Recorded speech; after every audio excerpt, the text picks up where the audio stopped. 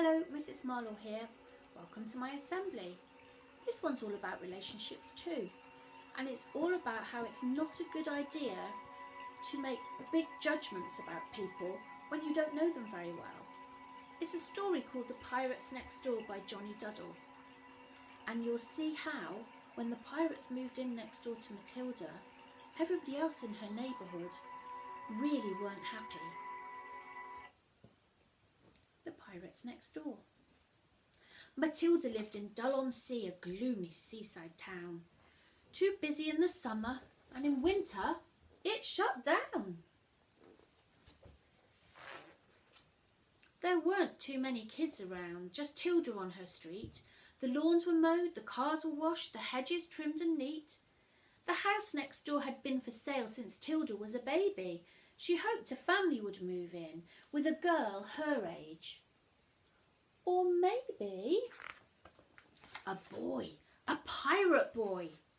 He had patched up jeans, an eye patch and a wooden-legged dog, and a pirate ship and treasure chests and barrels full of grog.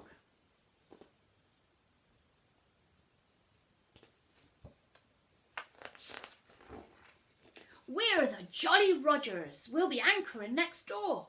We've sailed the 7 seas, but now we've had to come ashore. I feel a little land sick, but Mum says it'll pass. That's my mother over there digging up the grass.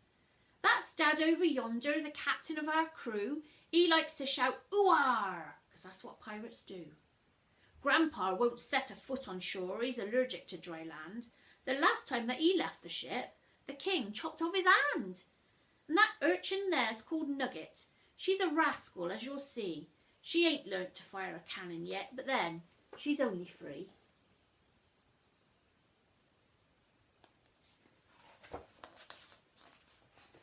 Next morning, Tilda blurted, "Life's not boring anymore. Isn't it fantastic that the pirates have moved next door?"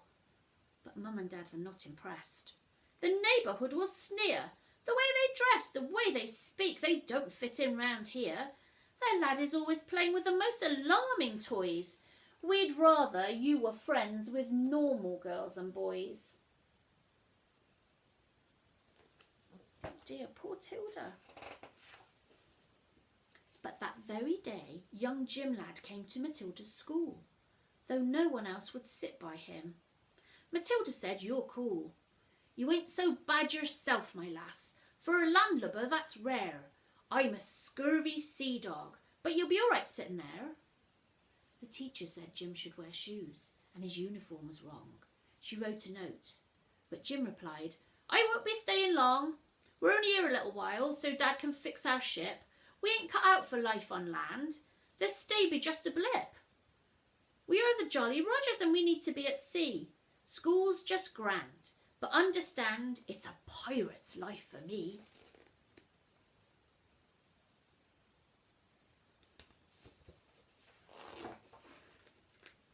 After school, a neighbour came around for cake and tea. Her name was Mrs. Bumble from number 33. Miss Pinky called the council to see what they could do. She didn't live through 2 world wars to have pirates spoil her view. Isn't it disgraceful on such a lovely street? You'd think that they would try to keep their garden looking neat. Dear, there are some very angry people. I don't think they've even met the pirates yet. "Oh, they have to go," said Miss Devine, who lived at number 89. "Their teeth are black, their nails are too. Their dirtiness just will not do. They never wash, their kids have lice. They really don't smell very nice. They wear old clothes and scruffy hats, and I'm told their ships are full of rats."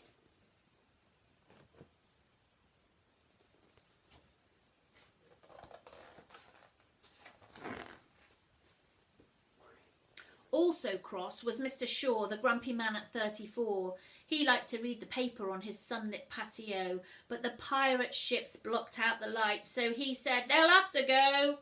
I'd like some peace and quiet, but they're fixing up that boat. Hammering all day and night, that thing'll never float." The 2 Miss Yateses at 88 told everyone who passed their gate, "We saw them grab the postman. They made him walk the plank. It's lucky he can swim, but we're afraid his postbag sank."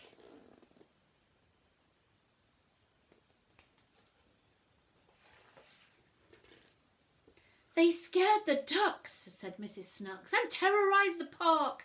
They boarded people's rowboats and fired cannons for a lark. That's my boy. Ooh-ah. Driving home from bingo, Mrs. Plum got quite a fright. They were digging up the roundabout in the middle of the night. They have cutlasses, said Mr. Brown, and love to run you through. They'll steal your gold, or so I'm told. What are we all to do?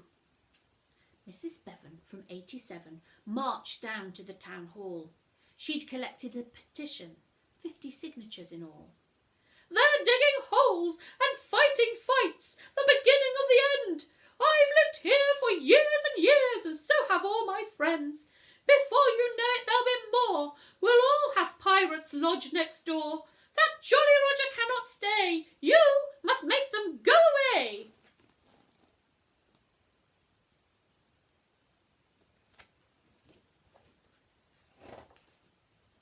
That night there was a tapping on Matilda's window pane.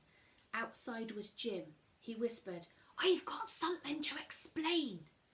Whenever we stop somewhere new, the neighbours are unkind. To show them pirates aren't so bad, we leave some things behind.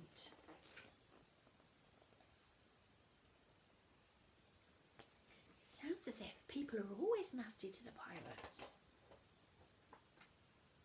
Now the black old ship shape, it's time we sailed away, and I'll be sad to leave, as I have so enjoyed our stay. But we pirates need adventure, to see lands across the oceans. We need cutlasses and treasure maps and lots of suntan lotions. Though our visit has just had to end, I hope that you'll still be my friend. If you want, we can send notes. Use something handy, a thing that floats.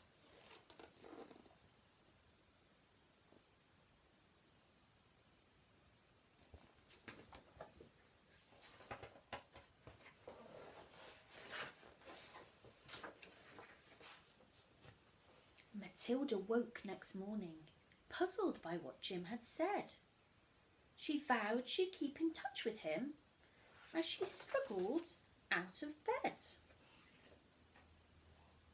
She opened up her curtains as she stretched and had a yawn, and there, to her amazement, was a cross on every lawn. Can you see those crosses?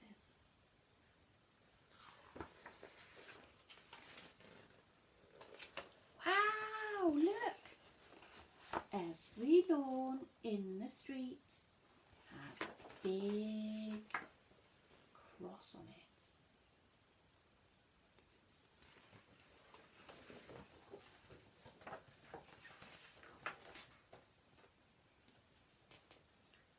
And look, the people have dug up the treasure where the cross marked the spot.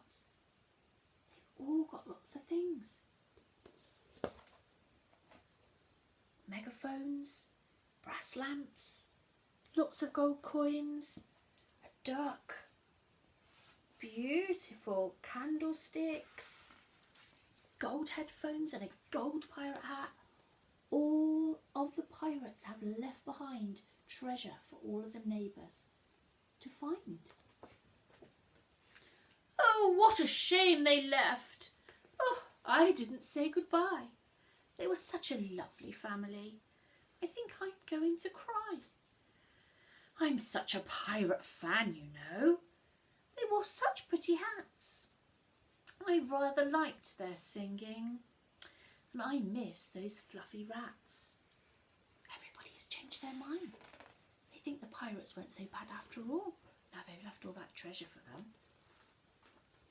After that, the town went on landlubbing happily. But Tilda now goes fishing on the jetty by the sea. She's waiting for a message to wash upon the shore from her very special pirate friend, the one that lived next door. So now it's the school holidays. You can come aboard our ship. We'll pick you up next Tuesday for a special pirate trip. Jim lad.